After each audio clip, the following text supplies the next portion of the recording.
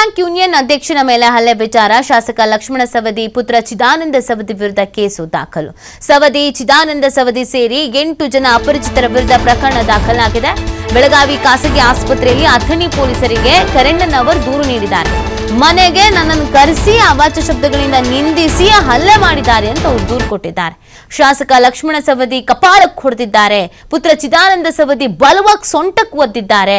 ಆಗ ನೆಲಕ್ಕೆ ಬಿದ್ದ ನನ್ನ ಮೇಲೆ 7ರಿಂದ 8 ಜನರು ಹಲ್ಲೆ ನಡೆಸಿದ್ದಾರೆ. ದೂರಿನಲ್ಲಿ ಈ ರೀತಿಯಾಗಿ ಉಲ್ಲೇಖಿಸಿದ್ದಾರೆ. ನೌಕರರ ಯೂನಿಯನ್ ಅಧ್ಯಕ್ಷ ಕಿರಣಣ್ಣನವರು ಅಕ್ರಮ ಕೂಟ ಸೇರಿ ಮಾರಣಾಂತಿಕ ಹಲ್ಲೆ, ಜೀವ ಬೆದರಿಕೆ, ಅವಾಚ್ಯ ಶಬ್ದಗಳಿಂದ ನಿಂದನೆ ಮಾಡಿದ್ದಾರೆ ಅಂತ ಕೇಸನ್ನ ದಾಖಲಿಸಲಾಗಿದೆ. ಬಿಎನ್ಎಸ್ ಕಾಯ್ದೆ 189(2), 191(2), 115(2), 351(2), 352(2), 190 ಕಲಮಡಿಯಲ್ಲಿ ಕೇಸನ್ನ ದಾಖಲಿಸಲಾಗಿದೆ.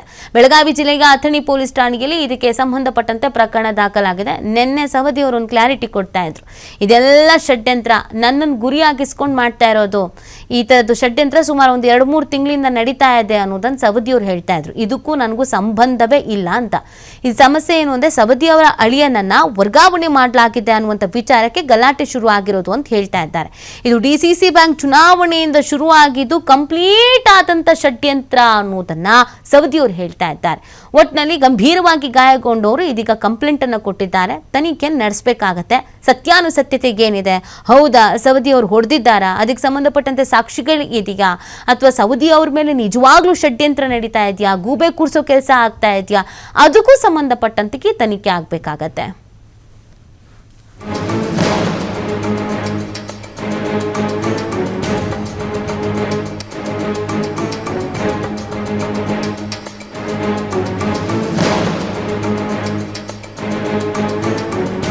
ಈ ಬಗ್ಗೆ ಮಾಹಿತಿಯನ್ನ ನೀಡ್ತಾರೆ ನಮ್ಮ ಪ್ರತಿನಿಧಿ ಶ್ರೀಧರ್. ಈ ಘಟನೆಯಲ್ಲಿ ಇವ್ರ ಮೇಲೆ ಆರೋಪಗಳನ್ನು ಮಾಡ್ತಾ ಇದ್ದಾರೆ.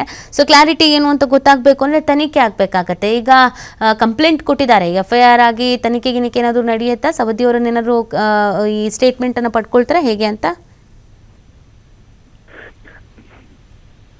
ನೀತಿ ಬೆಳಗಾವಿ ಡಿಸಿಸಿ ಬ್ಯಾಂಕ್ ಏನು ನೌಕರರ ಯೂನಿಯನ್ ಅಧ್ಯಕ್ಷ ಮೇಲೆ ಹಲ್ಲೆ ಪ್ರಕರಣ ಸಂಬಂಧಪಟ್ಟಂತೆ ಈಗ ಅಥಣಿ ಪೊಲೀಸ್ ಠಾಣೆಯಲ್ಲಿ ಶಾಸಕ ಲಕ್ಷ್ಮಣ ಸವದಿ ಮತ್ತು ಪುತ್ರ ಚಿದಾನಂದ ಸವದಿ ಸೇರಿ 8 ಜನ ಅಪರಿಚಿತರ ವಿರುದ್ಧ ಒಂದು ಕೇಸು ದಾಖಲಾಗಿರ್ತಕ್ಕಂಥದ್ದು. ಏನು ಲಕ್ಷ್ಮಣ ಸವದಿ ನಿವಾಸಕ್ಕೆ ಹೋದಂತ ಸಂದರ್ಭದಲ್ಲಿ ಲಕ್ಷ್ಮಣ ಸವದಿ ಮತ್ತು ಅವರ ಪುತ್ರ ಸೇರಿದಂತೆ ಅವ್ರ ಬೆಂಬಲಿಗರು ನನ್ನ ಮೇಲೆ ಹಲ್ಲೆ ಮಾಡಿದ್ದಾರೆ ಅನ್ನೋ ಆರೋಪನ ಏನು ಕರೆಣ್ಣವ್ರು ಮಾಡಿದ್ರು. ಅದರಂತೆ ಏನು ನಿನ್ನೆ ಅಷ್ಟೇ ಬೆಳಗಾವಿಯ ಖಾಸಗಿ ಆಸ್ಪತ್ರೆಯಲ್ಲಿ ಅಥಣಿ ಪೊಲೀಸ್ಗೆ ಒಂದು ದೂರನ್ನ ಈಗ ಕರೆಣ್ಣವ್ರು ಕೊಟ್ಟಿರ್ತಕ್ಕಂಥದ್ದು. ಪ್ರಮುಖವಾಗಿ ಈ ದೂರಿನಲ್ಲಿ A1 ಆರೋಪಿಗಳು 7ರಿಂದ 8 ಜನ ಅಪರಿಚಿತ ವ್ಯಕ್ತಿಗಳಿದ್ದಾರೆ. ನೀತಿ ಜೊತೆಗೆ A2, A3 ಯಲ್ಲಿ ಶಾಸಕ ಲಕ್ಷ್ಮಣ ಸವದಿ ಮತ್ತು ಅವರ ಪುತ್ರನ ಹೆಸರನ್ನ ಇಲ್ಲಿ ಹೆಸರನ್ನ ಇಲ್ಲಿ ಸೇರಿಸಲಾಗಿರ್ತಕ್ಕಂಥದ್ದು.